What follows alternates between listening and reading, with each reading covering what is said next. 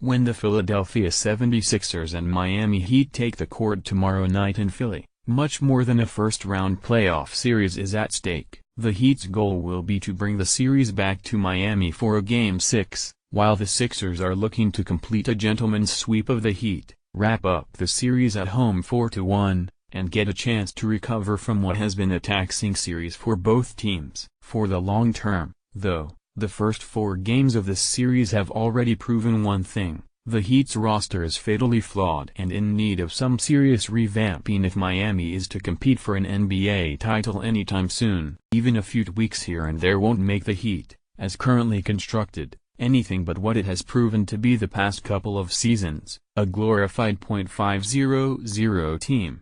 Give or take a couple of games either way, the time for major change is now, or else this kind of early playoff exit will be the best Heat fans can expect. Like it or not, this roster has much less talent than many teams in the East. The team's famed culture will never be enough without the players to go with it.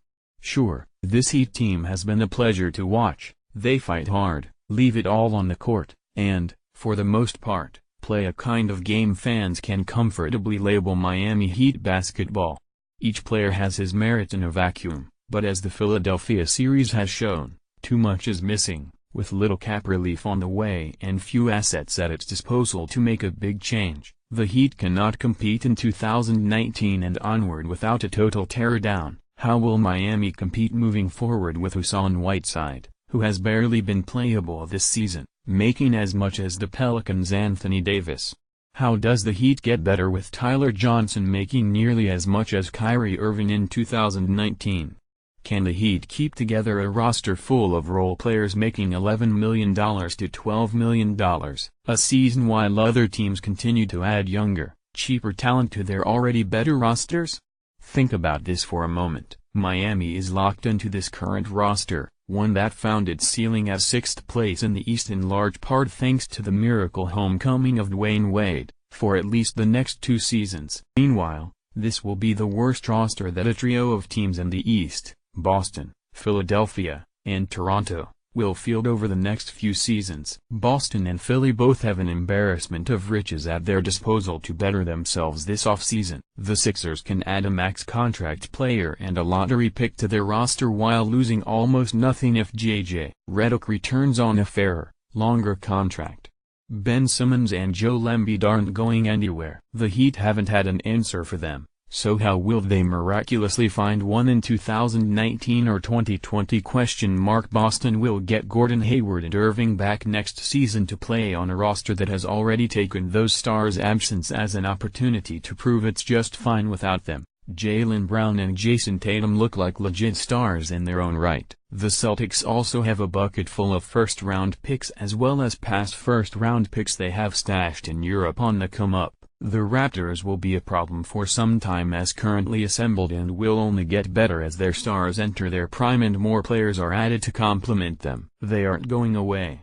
Cleveland will always be Cleveland as long as LeBron James is there. If he resigns this summer, you can bet the Cavs will improve by adding another star. Hell, Milwaukee is a damn problem moving forward thanks to Giannis Antetokounmpo, who might have more upside than any other single player in the conference. Let's be real. How will Miami counter all of those improving teams in the East?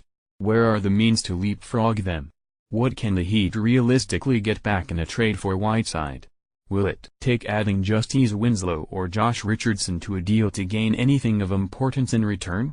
It certainly seems the Heat is stuck with its current players until they move on. For everyone who says the Heat has roster flexibility coming in 2 seasons, that's an eternity in the NBA. You get left behind. Philadelphia and Boston could be juggernauts by then while Miami is replacing an aging Goran Dragic and attempting on the fly to lure whoever is available that summer. Looking ahead to 2 seasons from now is a losing proposition. Pat Riley will be 75 by then. Will he really have the time or patience to start over from scratch? This offseason is the time for the Heat to blow it all up and start over. Keep the parts that make sense and go after the sort of players, young or old, who can rise to the level of the up-and-coming rosters in the East. The going will only get harder for the Heat moving forward, so they better figure out how to stay ahead of the curve or they'll be left behind. Wade can't bail them out forever.